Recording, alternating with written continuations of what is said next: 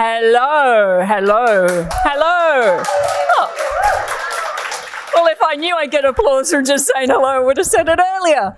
Welcome back, everybody, from lunch. Did you have a nice lunch? Yeah, okay, you got full bellies. And did you go around speaking to everyone, meeting new people?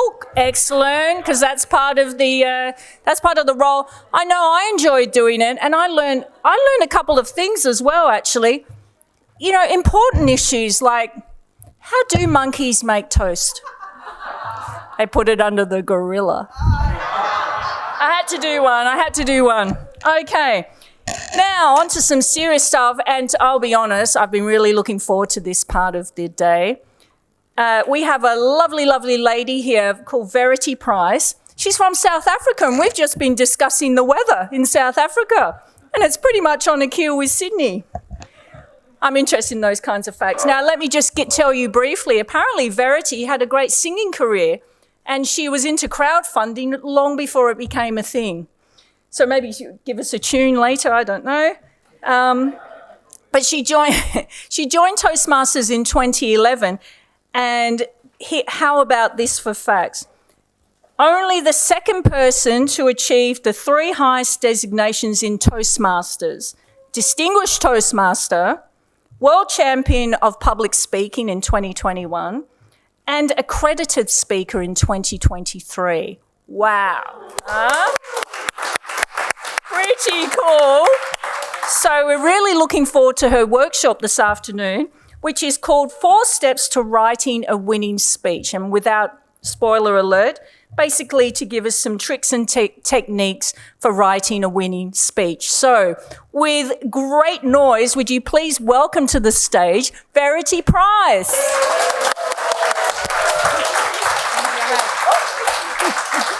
Oh, thank you so much. Can we all let out a breath after that incredible contest? I don't know if this is good timing or bad timing to do this workshop after we've just watched, but I actually think this is the best time because you've just watched 7 extraordinary speeches, and can we please give them all a massive round of applause?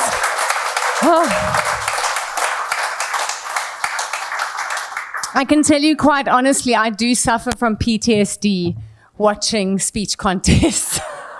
Brings back a lot of memories, and I know how much hard work goes in, and I know the heart and the effort, and I always just feel that we need to acknowledge that. So I have an amazing manual clicker today because we've discovered the clicker doesn't work up here. So this is the only time in my life I can do this to a man and it works. Thank you. I have a question because this is all about how do we write, how do we deliver winning speeches. You just watched 7 incredible speeches. And so I want to ask you, what is the one thing you think you need in order to win a contest? We've just seen a lot of ingredients. If we had to boil it down to one ingredient, like what does the speaker need to win a contest? We can shout this out. This is interactive. Whoa, that was a lot. Connection? Message? Emotion? What's in it for me? Practice? Eh? Oh, you've got to be in it. Yeah, heart, yes. Anything else? Stage presence, an original story. Be you, authentic. Self-belief. Wow, you can see the pressure that goes in to speaking in a contest, but you've all left out the one thing you need to win a contest. You need to enter.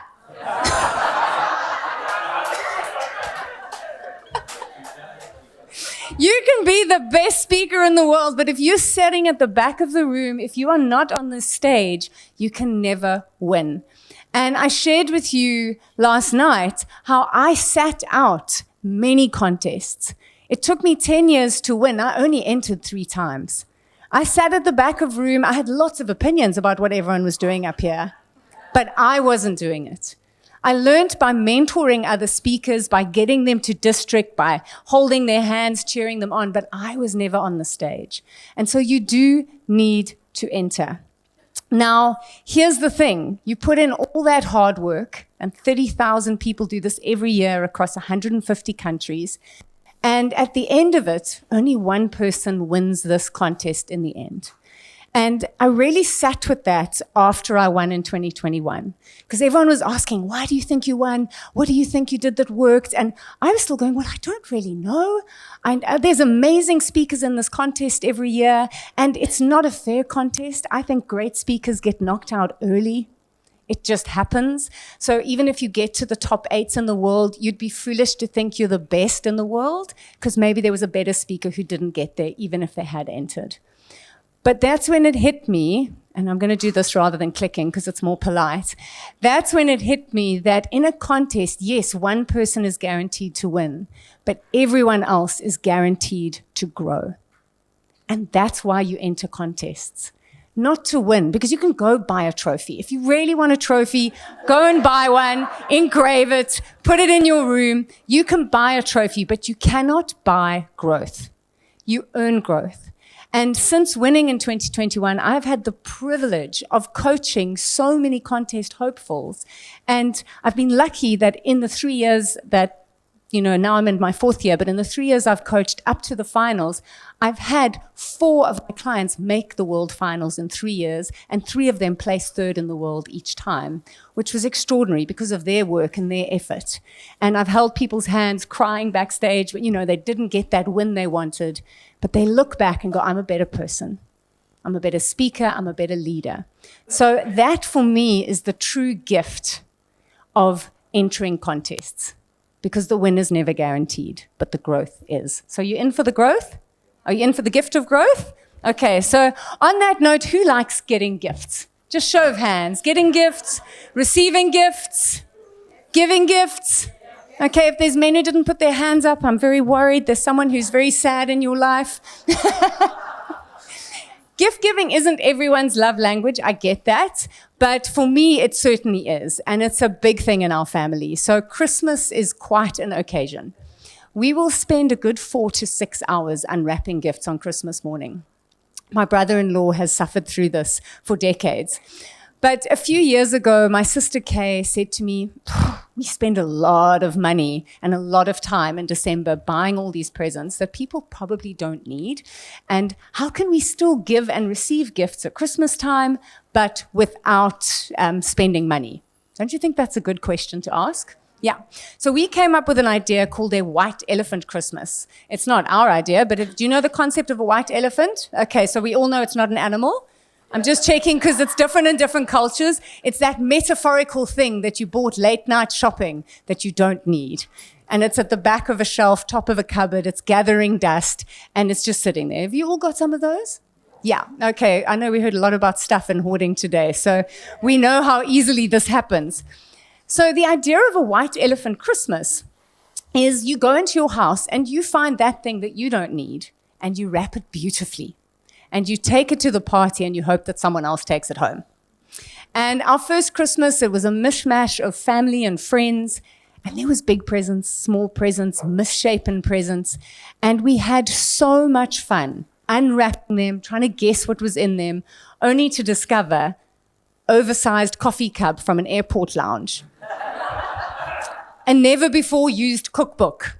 And my absolute favorite the first time we did this, a rusty, dusty hamster cage.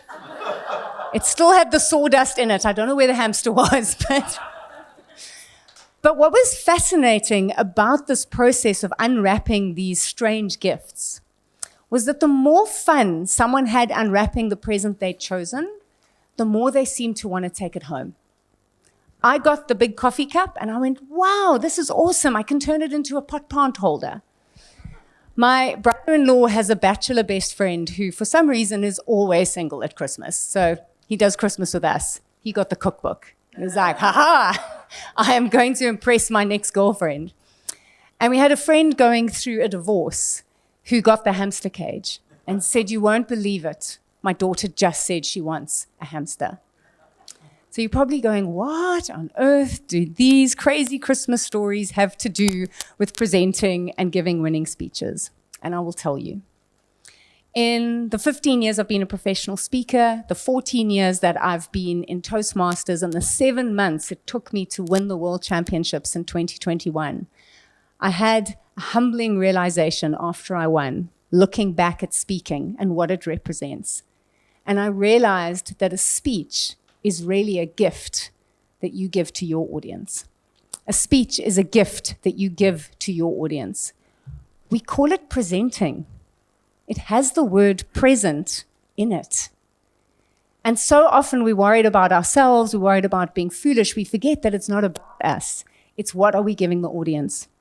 And why this is exciting for me is you can give your audience a gift with a white elephant moment, a white elephant memory, a small, insignificant thing that maybe happened years ago in a supermarket, in a traffic jam, with a school teacher, and you can turn that into a valuable speech.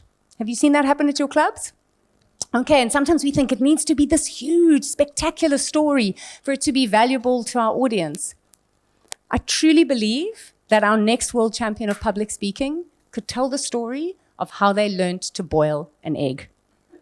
If they told it well and there was a message of value, that would work for the audience. Okay, so there are choices in how you give gifts. You could wrap it like this. Yeah, how would you feel? Not so good. Or you could wrap it like that. If you had to choose right now, which would you want, the bag or the box? The box. Why? Presentation, caring went into it. Anything else? Colorful. It's colorful, it's original.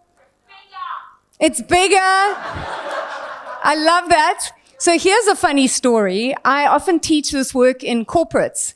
And I was using this, and one of the clients put up his hand, and he said, "That's really funny looking at that bag." He said, "It reminds me of my father-in-law." Yeah, well, no, not the bag. It's all about how you say something.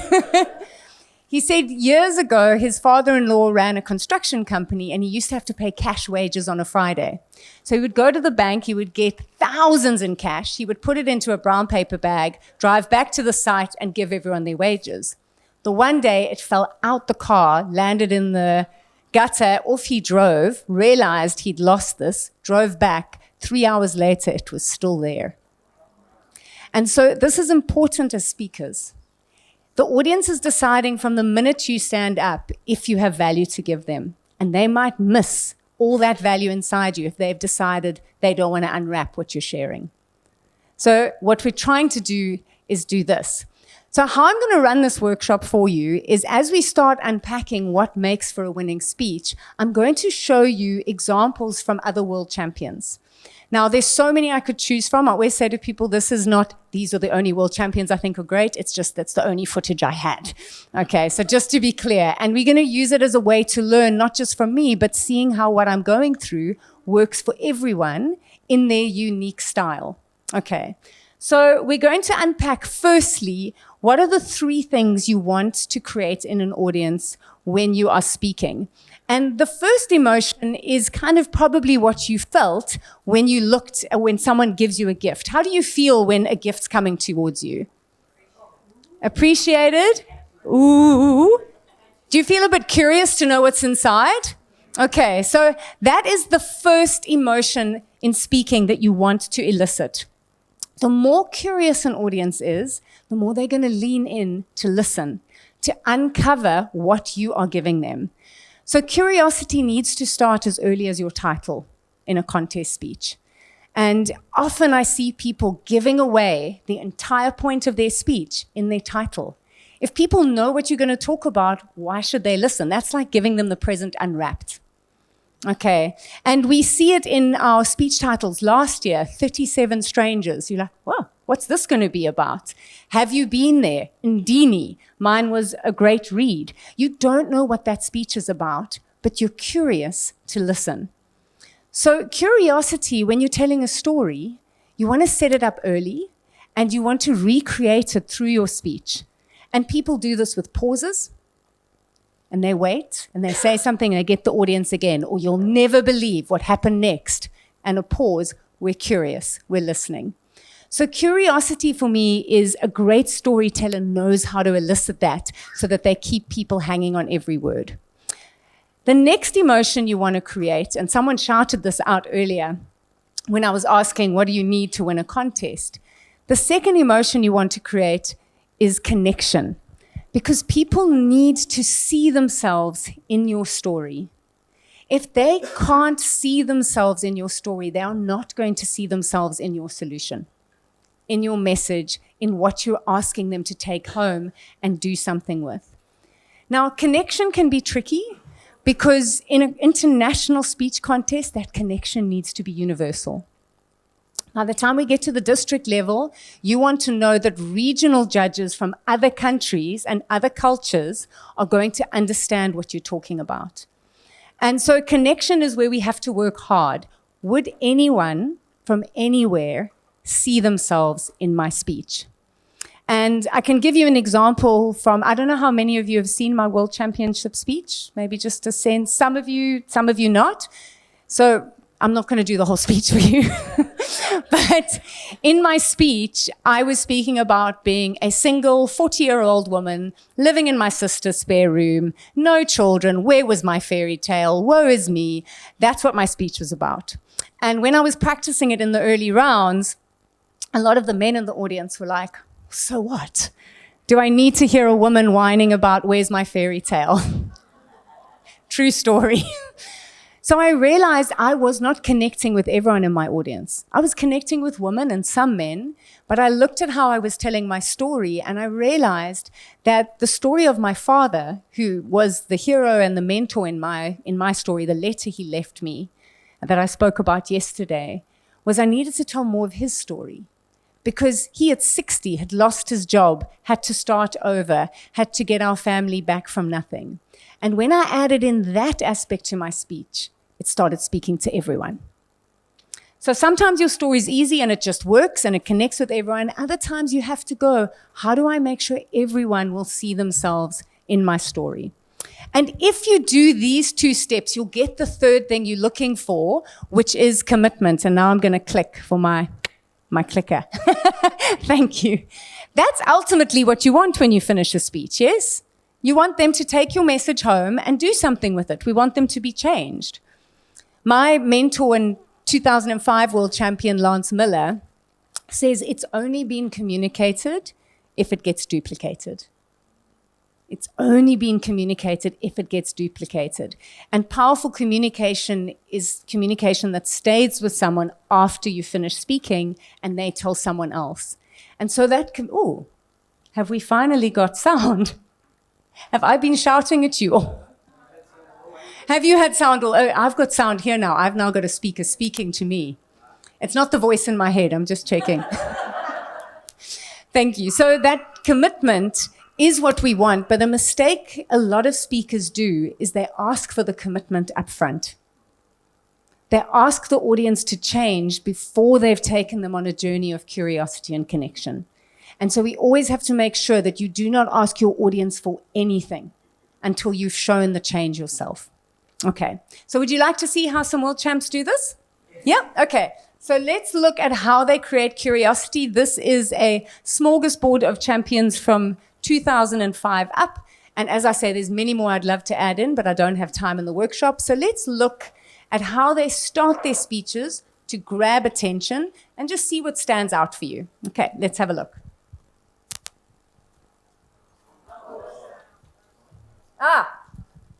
We're going to try again. It was working. I had a earlier. job I didn't like. I hadn't had a date in 3 years. And I had a couple of roommates named Mom and Dad. Can you go back? I think you've gone forward. Just go back for me. What? No, back. Thanks. Back. Okay, now let's try go forward. The ultimate question. That question that has plagued man since the dawn of time. And that question that each and every one of us must ask at some point in our life. Do you validate? The steering wheel jerked. I tried to keep the car in control. That night in Chicago, a flat tire changed me.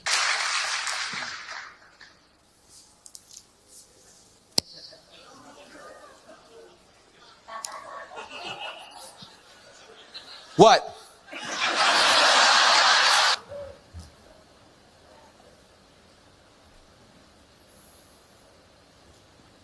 You and I are not very different from this flower. Just like this flower is unique, you are unique. I was spellbound as I watched the sheriff who had just been shot slide back, open that heavy metal door, stagger forward a couple of steps, look deep into the camera and say, I before E except after C. I had dragged myself to the shops just to get more ice cream, thinking no one I know is going to be there.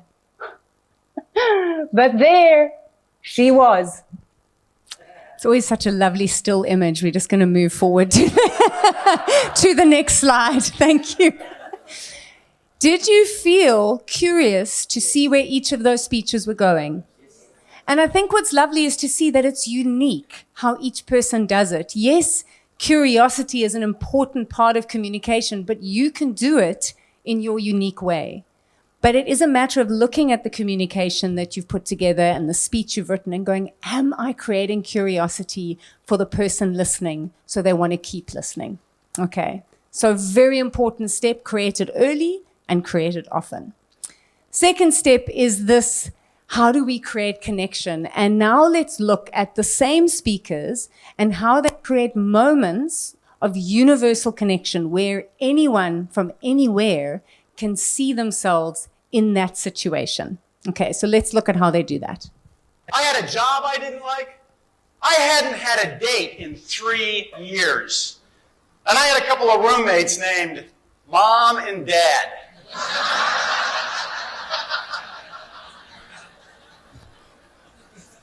I felt like my life was going nowhere. So I took control. I left my home and my family, and I headed to Los Angeles to start over. 6 months later, I had a job I didn't like. I was dating a girl who was trying to make me better by pointing out all of my faults. And I had a couple of roommates that made Dumb and Dumber look like Einstein and Oppenheimer. Why do flat tires always happen when you're dressed up? Opened the trunk, excavated the jack, unused for centuries. I have a son who's 4, and he had this bad habit of writing on the walls with crayons. And one evening I walked into his room and he's going at it, just writing and drawing and so on, and I said, hey.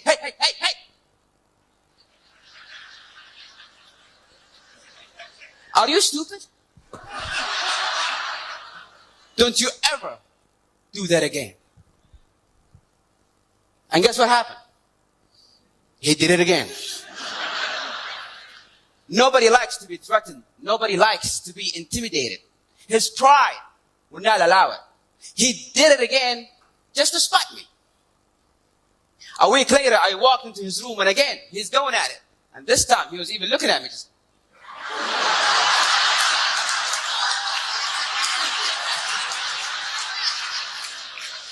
Now, I wasn't afraid of the cops, but there was one person I was very afraid of, and that was my mom. Raise your hand if you have an emotional mother. Let me see. Put them all together, you get my mom. But I still had to tell my parents. When I got home, I snuck in and I thought, if I just hide in my closet, they'll forget I exist. But then I heard from the kitchen, Mike, come in. I walked in and I said, Mom, Dad, there's something I have to tell you. I love you, and I am scared of sheriffs. I don't know. I ran to my room. I choked. I couldn't think of anything to say. I thought I'll tell them tomorrow. When I was a little girl, I used to love snuggling on my dad's lap while he read me fairy tales. Not surprisingly, I grew up wanting the fairy tale. Okay, so different, yes, thank you. He's with me. Very different moments, but you can hear from the audience. Laughter tells us people are connected. Gasps. Claps, anything where there's a physical response from the audience is often the quickest measure of connection. And it's so important that we look at what we're speaking about and going, will people see themselves in what I'm saying? Okay.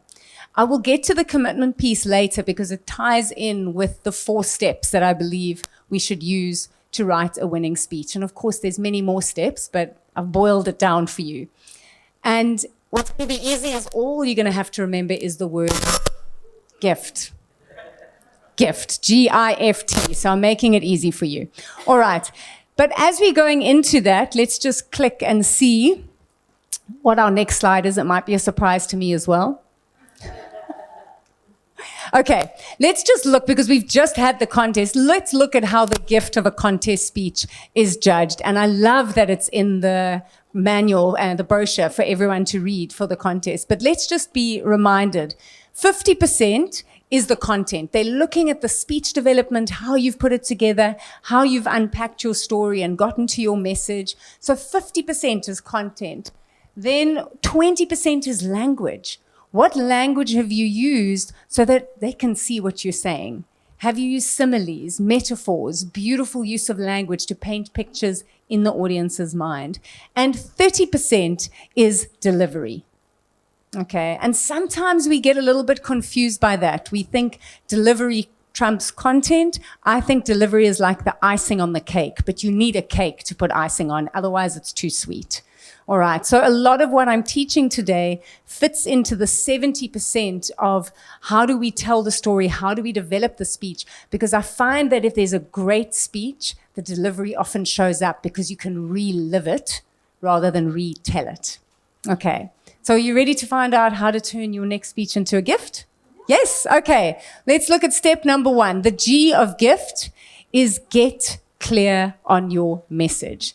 And we missed out on finding the answers earlier on whether the story came first or the message came first. But I think it's different for different speeches. When I was competing in 2021, my semi-final speech, I didn't have to ever look for the message because I grew up with my mother saying, Verity, leave the world better than you find it. She was normally talking about my bedroom. But it was a very clear message, and I built my speech around that. I never had to rewrite it. The speech I won with, my dad's message to me in his letter actually was, work on an attitude of gratitude, polish your goals daily, and watch for a miracle, because I'm watching too. There's about 4 messages in there. It took me 90 days of writing and rewriting to get to the message I competed with, which was pick up your pen, write a different story. So it's not always obvious what the lesson in a story was for you. You have to uncover it. Great messages, 10 words or less. They need to be easy to say, easy to repeat, easy to remember. But the proviso is here is they can't be so easy that everyone goes, I've heard that before. We can, bless you. We actually lose emotional impact if the message is too obvious. So if you're talking about something like honesty is the best policy. Oh my God. What if it is over here? You want a different mic? Maybe I can just shout. Can you all hear me? Yes. Let's try that. I'm happy to go like this. Can you all hear me? All right.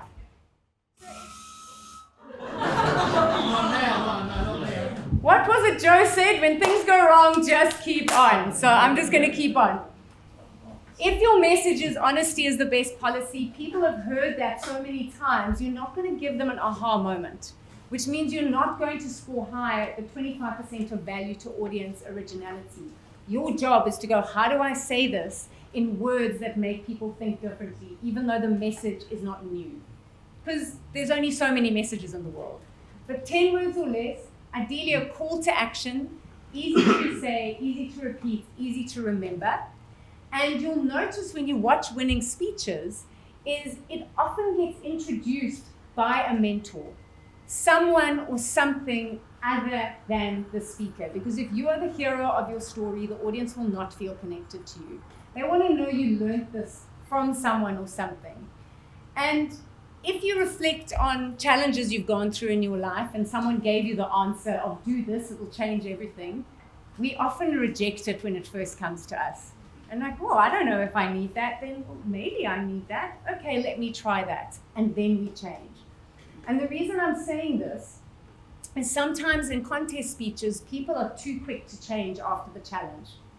They get given a message, and then my life was wonderful, and I started running marathons, and now I'm so fit. And it's like, was it that easy? My brother-in-law pointed out that my speech, I read my dad's letter, suddenly I was happy. He's like, Verity, I was living with you. There was a dent in the couch that was Verity shaped. He's like, you did not change quickly. And in a speech, you can't show that, but you'll see now, I kind of grapple with the letter to show that the change took a bit of time. Okay, and you want to let the audience feel that, because that makes you human. Okay, let's look at how some world champions get clear on their message.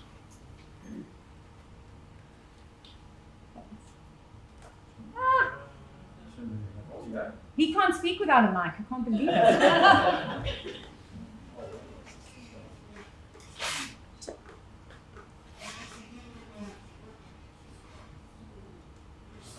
No. Should we go back? We're going to try to fix it.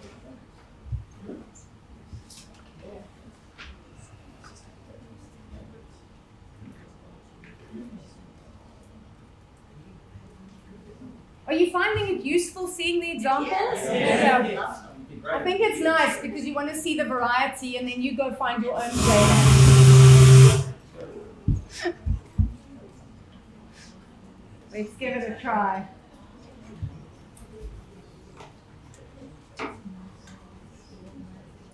She took her little machine and she went, cha-chink. And then as she handed it back, she looked at me and she said, there's something special about you. I took the ticket and headed for the elevator. But I stopped. I turned around and just said, thank you. I don't know how long it had been since I'd felt validated. Her words stayed with me all the way home.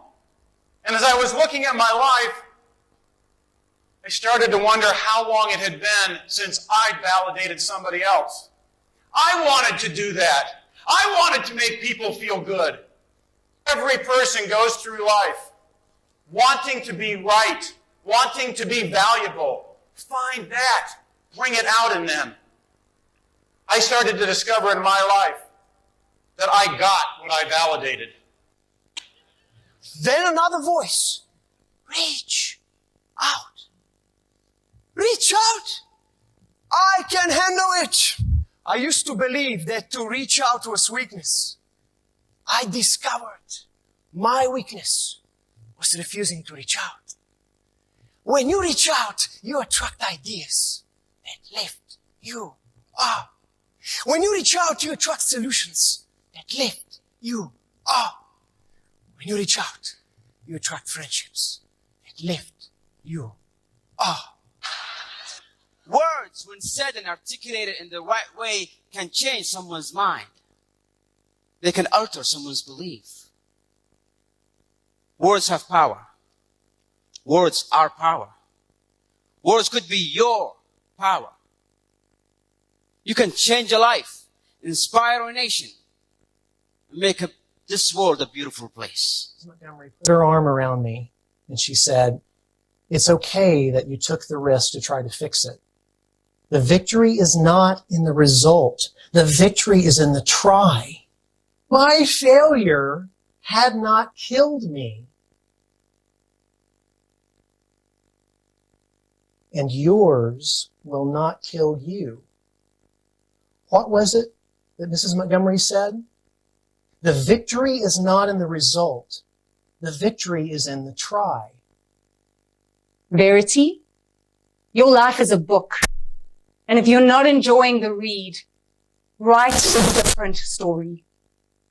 And then watch for a miracle. Because I'm watching too. I shout at miracles, Dad, and how? How do I write a different story about this? Read my point? I went to Facebook. And you guessed it. there were no stories of miserable 40-year-olds living in spare rooms. But the letter just lay there. It was like it was looking at me, almost whispering, write a different story. And then definitely move forward on this one. All right, so you can see how the messages come through. They can sometimes be as simple. Do you need it? Do you want me to? Are we fine without it? How's my projection at the back of the room? Good, okay. They could use it. This one, should I try? Yeah. We live in hope. There we go. Ha ha. So it can be as simple as validate. It's a call to action. Reach out. Words have power. The victory is not in the result. The victory is in the try. There's a longer one, but it's rhythmic. But again, it's the way the story reveals it. So that is the second step of the gift. So we get clear on our message, and then we intentionally craft the story to reveal the message. And again, you cannot let the audience know upfront where you're taking them. Have it come as a surprise. Have it come as a, oh, is that what the lesson was here? Because that's when it really lands. I always say if you want to change someone's mind, you first need to change their heart. And we do that with stories that are told in a compelling way. I don't have time to go into a full story workshop, but I do want to take you through a very simple idea of how I believe we use story to get our message home to our audience. And you'll see I love these little anagrams. You're just going to have to remember the word home now. So you've got gift and home. Okay, that's all I'm giving you today. So, and this is the hero's journey, but it's just using the word home to pull it together. The first part of a story is a hero, and we need to very quickly let the audience know who is the hero, where are they, when are they? As quickly as possible. Is it a Saturday night in a crowded airport with their luggage on their way to holiday? But you just need to very quickly throw the audience into a situation with the hero. And connection happens when the hero has faults, when the hero has things they're struggling with. That's how we create connection. It becomes a story when we introduce the obstacle, and you want to escalate the tension because that builds the curiosity. And good storytellers, they often add a little bit of spice. Might not be exactly how the story happened, but the audience forgives that. We can feel when someone's taking us on a journey and they may be telling us the emotional truth, not the exact factual timeline. Okay. So again, look at how friends tell stories at dinner parties. It's often where you see great storytelling, because we're not overthinking it for a Toastmaster speech. We're just like, and then I was there, and then she's looking at me, and I'm looking at her, and people get into it. They relive the tension and the obstacle. So if when you're practicing your speech, you're not feeling stressed out at that moment, your audience isn't going to feel it either, okay? At the height of the obstacle, yeah, you're doing such a good job. Thank you, baby. We introduce a mentor, and this is someone or something that offers the way forward. And this sometimes takes some self-reflection. I've got my timer here.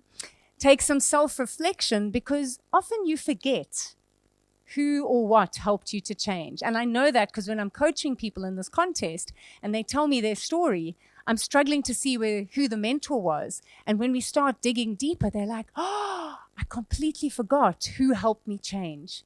And when they add that into the story, the impact is 10 times stronger. And it doesn't have to be a person. It could be a stapler. I don't care. Just something other than you needs to help you change. Have you got that? Yes, okay. And the last step of a great story is to show the hero emerge, transformed, or changed in some way. Okay, because if there isn't a change from the beginning to the end, it's not a story. Okay, and my mentor, Lance Miller, the 2005 world champion, when he was coaching me, he said, Verity, do not ask the audience to change until you've shown how you changed. Only once you've shown your own change can you invite them to change. Okay, so simple way of thinking of how you put your stories together.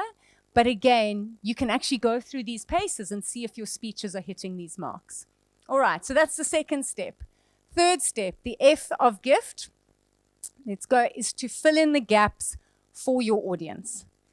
The speech is not for you, it's for them. And sometimes you're so close to your own story, you don't realize what they need from you. The only way to do this step is to ask for a lot of feedback. And I know we heard Monique today saying, "Whew, I'm entering my 50s with some glitches." I heard Monique saying she got 80 people giving her 360 feedback. I had more than 200 written bits of Toastmaster feedback through my competition process, but that was what made the difference for me. That I believe this step, like this. Oh my gosh, sorry guys, we're working together. This step is what I believe made me a world champion, because if it hadn't been COVID, I would have been practicing my speech to Cape Town audiences, getting Cape Town feedback, and it would not have been an international speech.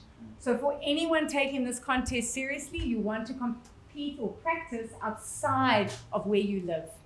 You want people who are different to you to tell you what they think would change. Are you good to watch a video of my before and afters of my semi-finals and final speeches? So this is bad. There's some rehearsal videos, feedback I got, and what I did in the final recording. Okay, Yes. it's about 5 minutes long. Absolutely. Oh, yeah. Before I show it to you, there is one, and I'll point out which one, that I got from visiting a club here when I was practicing for the finals. And the feedback was, you know, when you go, oh my word, how did I not see that? It was the most genius feedback. And I'll tell you what it was afterwards, because often when people were analyzing my speech after the win, they were like, loved her use of language. And I was like, that was not me. That was a Toastmaster saying, haven't you thought of doing this? So you have to ask other people. So let's have a look at both speeches to see how I incorporated feedback.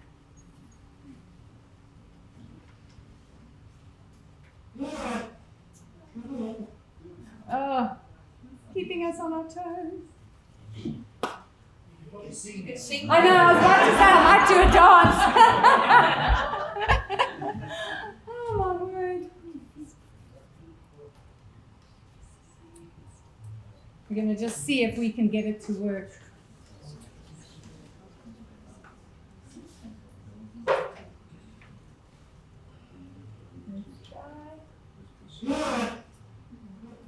No. Maybe I will just send this to you at some point because, yeah. Can I just send this to you at some point? Thank you. Let's just skip ahead. Yeah, perfect. I'll just give you a few concepts of where the audience helped me to fill in the gaps for them. In my semi-final speech, when I was practicing it, I often spoke about my mum's funeral and how we put out a book and people had written beautiful things about her, how she'd left the world better. I went to 3 different countries on Zoom. They all said, we want to see the book, we want to know what your mom said. And I was like, do you know this is a 7-minute speech and I don't want to get disqualified? But they kept asking for it. I had to rewrite the speech, to hold up the physical book that we'd used at her funeral and to read some lines from it. It made it a lot more emotionally impactful. Me, as the speaker, I didn't want to go there. I was trying not to get disqualified, but my audience wanted it. In my final speech, my message went from have a positive attitude, be grateful, be happy. Eventually it was change the way you look at things based on Wayne Dyer's, when you change the way you look at things, the things you look at change. And 10 days before the finals, I practiced at a speech in South Africa, and someone said, Verity, that's not very original. Can't you say what your dad was saying in a more powerful way? And I got off and I was like, what was he saying? And I was like, he was telling me to write a different story. And when it came, I just had goosebumps. I knew this was it. The feedback I got here in Australia was in my final speech, I say I moved out of my sister's spare room, much to her relief. I met my husband, much to my relief, and I had a baby, much to my doctor's surprise. And I got to, I keep saying the name wrong, Sainsbury. I got to Sainsbury, and Sharon, one of the members there, goes, shouldn't you just say disbelief because it rhymes? Yeah. And I was like, oh my word, how did I miss that? And people love that use of language, relief, relief, disbelief. But I was so close to my speech, I hadn't seen it. Yeah. The only way you're going to write your best speech ever is to get feedback have a coach or a mentor who helps you filter it, because you will drive yourself mad if you listen to all of it. Okay, but that's so important, not just for Toastmasters, for anyone you're communicating to. Will this make sense to them? Am I giving them enough detail? Am I also leaving out the stuff they don't need? For example, in my final speech when I was talking about my dad losing everything, early versions were, we left Zimbabwe after a civil war, had to start over living in a caravan. And people were like, Zimbabwe? Where's Zimbabwe? Was there a war in Zimbabwe? What's a caravan? I was like, oh my word. My dad lost his job and we lived in a camper van, and I just had to change it. Okay, makes sense. All right, so very, very important step. The last step, the T of the gift, is you want to tie it all together. I'm doing my manual quick, thank you. That when you're getting towards the end of your speech, your conclusion is actually tying together. Thanks, Matt. Thank you, there we go. Thank you for sticking with me at the back. Your conclusion should be tying together everything you've already said. And in a very elegant way, you're wanting to just thread back to all the golden moments that you've already covered in your speech, so that the audience, they're not hearing anything new, but you may be presenting it to them in a fresh way. And this is often the challenging part, but if you have written your story really well to that point, the way you write your conclusion is look at what you've written and say, I want to say this sentence again, I want to say this sentence again, and hopefully I can start back with my introduction, or even if you're lucky, all the way back to your title, like you did yesterday, and that's how a married woman spends 5 minutes in the arms of a married man. No, not a married man, another man. You're going to have to explain a few things to your husband.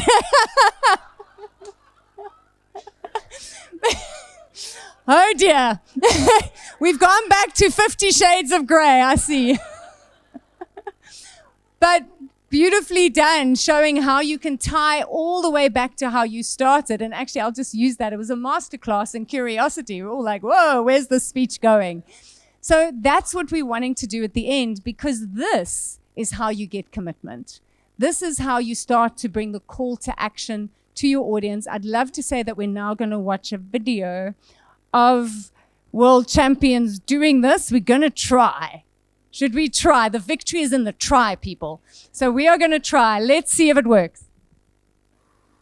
This is the ultimate question. Do you validate?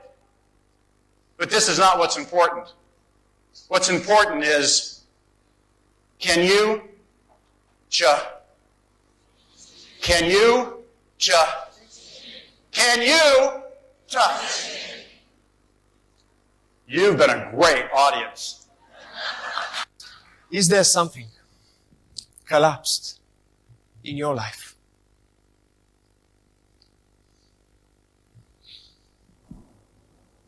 Your knowledge may be limited. Your skills may be rusty, but no doubt you'll be changed when you reach out. Words have power. Words are power. Words could be your power. You can change a life, inspire a nation, and make this world a beautiful place. Isn't that what we all wanted? Isn't that why we are all in this hall? Your mouth can spit venom, or it can mend a broken soul.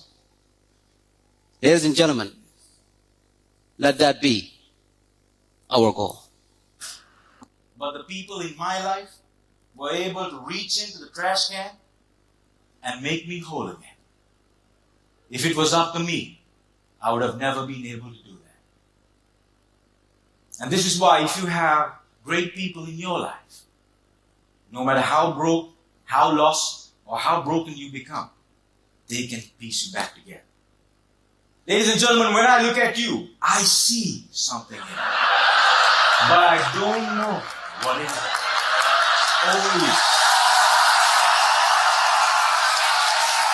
is. You want to lead people to fix persistent problems. someday, somewhere, somebody is going to have to try something new. And you as the leader have the opportunity to encourage that effort that might fail, for a chance to find the future. The victory is in the try. Be a Montgomery leader. Encourage risk. Try new things. The victory is not in the result, my friends. The victory is in the try. Contest chair. Your life is a book. Then every day you get to decide, is your story being written for you or by you? When my dad reminded me that I was the author of my life changed. So if you're looking for a change, you want a new chapter, or you just fancy a miracle, pick up your pen and write a different story. Ah, it worked. So here are our 4 steps. I don't know what's coming up on the slide. There we go. The 4 steps to writing winning speeches, to making them a gift for your audience. Spending time getting clear on your message, intentionally crafting the story that reveals that message for them, and then testing it on audiences and making sure you're filling in the gaps, simplifying the story, getting it simply into their heart, and then tying it all together by calling back to all the key moments in your speech to get that commitment. Sound good? Easy. You've got this. So in the time that we've got left, I would love to know what your questions are as you pick up your pens to write your winning stories. I'm not sure what the next slide is. I've lost my train of thought. Any questions? We've got a few minutes left. Any gaps that I can fill in for you this afternoon? Yes. It wasn't a married man, I know. Ed Tate, in his speech titled "It Was One of Those Days," he doesn't ask any questions at the end. He doesn't ask the audience to do anything. His message was so clear, you knew what he was saying to you. So what do you think about that style? If it works, I love it.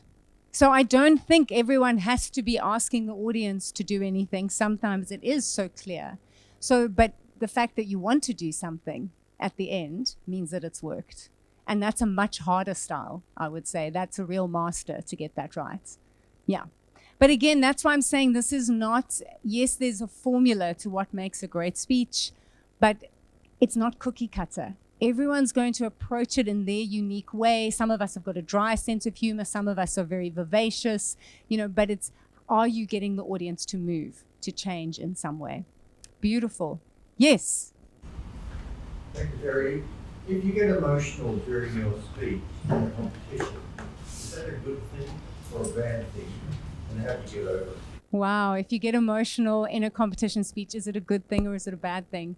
If it's authentic, I think it's a very good thing. As long as it's not going to throw the timing. That's the hard thing about contests, is that you can get disqualified. I did most of my crying in the writing and rehearsing of my speeches. They were very emotional. I've lost both my parents. This was such a tribute to them, but it just meant that the emotion had been worked through a lot. And so the only thing that I can say about if you're still struggling to give a speech without bursting into tears, you maybe haven't processed it enough to be sharing it with an audience, because we should not be using this as therapy. But if you've worked through it and a little bit of emotion comes up, that's going to create connection, as long as it doesn't derail you. Great question. Thank you.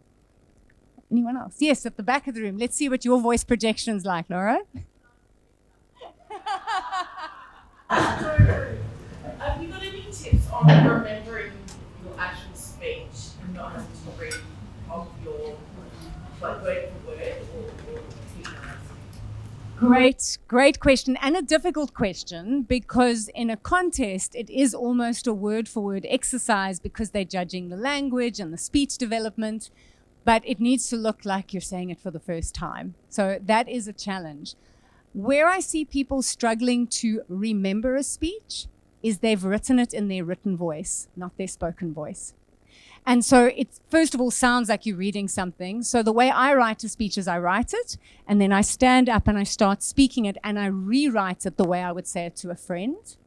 And also, the more lived the experience, the easier it is going to be for you to remember. So choose simple stories that you are back in the moment, feeling it, remembering it, not going, where am I going to next with this? So that's the issue. I think a lot of people make their speeches too complicated. They add in too many moving parts, short words, short sentences, simple ideas. But things you've lived means that you know where you're going and you just take us on the journey. I hope that helps a little bit. Awesome. Yes? Verity, have you done it first person, obviously, or third person? Is it 61.5 dozen the other, or is it sometimes better one way, not the other? First person versus third person, I think it depends on the speaker. So I can only speak from my personal preference. I find third person disconnects me from the speaker sometimes. And it's more powerful when we tell our own story. So it's getting it just right if you're going to go from third person into first person. But generally tell your own stories, especially in these type of contests. Telling someone else's story doesn't have as much connection with the audience. Yeah, thanks. Yes? Verity, where do you stand on the idea of recording yourself? I mean, some people are very judgmental of themselves, and they might look for what might be the things they don't like that are actually good. So, is it useful?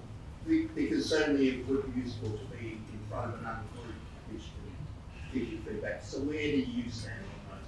That's a great question. I mean, I stand very much for it because I was on Zoom, and so I was always practicing on Zoom, recording, watching back. But I say to people, if you want to become a better speaker, you have to see yourself. And a lot of people going, but I don't want to watch myself. And then you go, well, then why should the audience? You have to watch yourself to see how you're using the stage. Am I fidgeting? Am I too fast? So that's where recording yourself and watching back. But if you know you're critical, have a friend with you who helps to temper that. That can help. And the other thing I always say is watch yourself with the sound switched off. If it is not interesting with the sound switched off, it's not going to be interesting with the sound switched on. That's when you see your energy and your presence, which is often what wins. People feel that. So I would recommend recording yourself. Yes, it can be confronting, but if it really matters and you want to know how it's landing, that's the only way you're going to learn. Fabulous. Otherwise, it's like doing makeup with your eyes closed, and that's not a good idea. Any last questions? Yes? Verity, I'm quite new to Toastmasters and international speeches. Can you just reveal to us, well, for me, in terms of your speech, were you committed to it? Like, were there lots of different changes along the way incorporating that feedback? Or would you love to see that video? So that you just take us on that journey. Absolutely. What a great question. Were there lots of changes? For my semi-final speech, which I competed with from club all the way through to semi-finals for 7 months, I wrote 32 versions. And for my final speech that I started writing 100 days before the world finals, I wrote 30 versions. So I wrote and rewrote, and as I say, my husband thought I was going to the Olympics of something. But I was a little bit obsessive, but I also knew how technical this contest is. And the honest truth is you cannot speak international speech style. That's not speaking. It's exhausting, and you can't do every speech like that. There needs to be some freedom and a little bit of, you can say some ums and ahs in normal life, but a contest speech is rigorous. So I wrote a lot of versions, and I'm average. I asked other finalists and world champions after I won what their process had been, and the average answer was 30 versions. The average answer was practicing at 40 clubs, and the average answer was 2 to 3 hours a day on their speeches in the last 3 months. So I was completely average in how I approached it. I thought I was a world champion of effort, but no, everyone puts in a lot of effort. I think we've got time for like 1 or 2 last questions. Yes? Verity, gestures when you're speaking. Some people it comes naturally because they're big people, whatever it is. How do you make those gestures natural and fit the message of what you're saying? Oh, that is such a big, that's a whole topic in Toastmasters, because I think unfortunately we sometimes have a misconception of body language and it becomes sign language. And, there I stood. I couldn't believe what I was seeing. So much like, what is happening here? So I say to people I'm coaching, and different cultures have different ways. I think different districts have ideas, and then the people can't get to the next level because it doesn't look authentic. How would you tell this to a friend where you felt completely safe and you were in the moment? And so that's where, if it's not coming out, you haven't written it the way you would speak it. I find that the body language shows up when you give yourself permission to be back in the moment, because then the body will drop and you'll feel it rather than act it. It's a big challenge. That, as I say, is a whole journey in its own. But maybe for all of us, start watching people telling stories, not at Toastmasters. 2 friends at dinner parties, watch how the body speaks naturally. It does naturally want to communicate. And then when you think about it, you're like, what do I do with these weird appendages I've been given on stage? So that's also nerves. All right. I think I'm going to start wrapping it up, tying up a little bow, giving it to you to hopefully all go do something with. But it really, this has been such a pleasure, even with all the tech issues. And thank you so much for sticking with me. This has been a team effort from the back of the room. I would love to chat to everyone. I know people are interested in coming to see if you can take copies of my book. I would love you to take all of them because I don't want to take them home. So we can chat at the back of the room. And if I've got a moment, I want to quickly share with you something I've just finished putting together. Because contests are kind of hard to navigate, especially from the early levels. People don't know how it works or how to write that winning speech.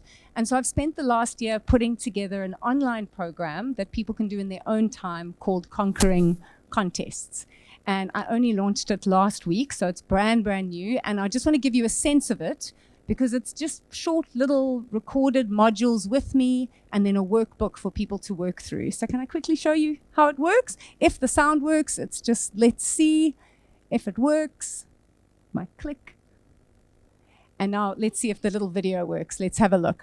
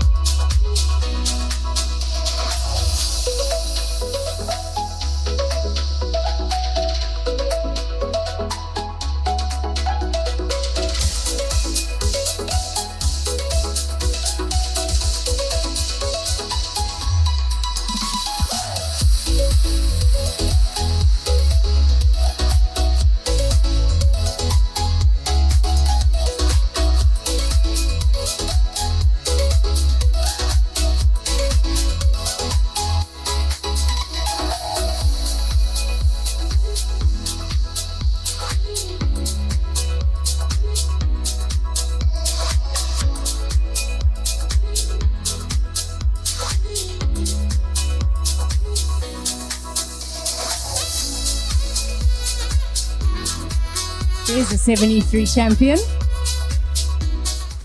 Pick up your pen and write a different story. So that's my new baby that I've created. And if thank you.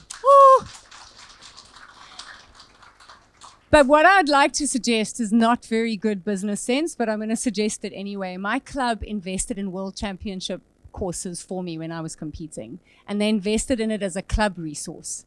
So they bought it for me to use, and now our members use those courses just internally when they're preparing for contests. Because I think it's expensive for individuals to invest in this, so I don't even know what's on the next slide. There we go. We can come chat. If you've got clubs that are going, you know what, we would love to have this for our members, have one login.